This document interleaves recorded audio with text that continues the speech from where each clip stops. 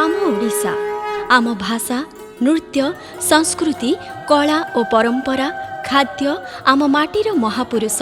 जनजीवन दर्शनीय स्थान पर्यटन स्थली एमितिकी आम ठाकुर जगतर नाथ जगन्नाथ ए सबुर गुरुत्व महत्व महक और पुलक को नहीं ओडिशा जहा थिला दिने कलिंग उड्र देश एवं उत्कल 1936 मसीहा एप्रिल 1 तारिख रे गठन हैला एही उत्कल एक स्वतंत्र प्रदेश रे। एही गठन रे उत्कल गौरव मधुसूदन दास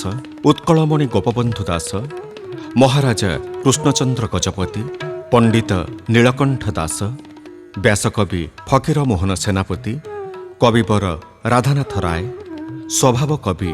गंगाधर मेहर भक्त कवि मधुसूदन राव भुवनानंद दास एवं गौरीशंकर इत्यादि महापुरुष मानकर अवदान अतुलनीय। एई नवगठित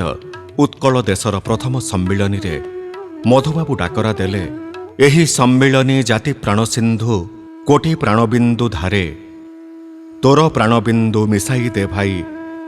डेई पड़ी सिंधुनी रे। एहा थिला ओडियांक पई एक प्रेरणा देइथिला एक स्वतंत्र परिचय।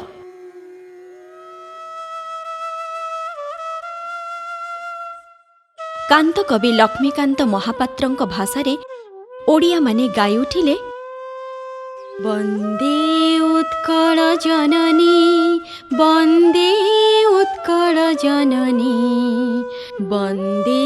उत्कल जननी चारु हासमय चारु भासमय चारु हासमय चारु भासमय जननी जननी जननी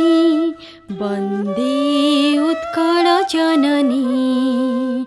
वंदे उत्कल जननी।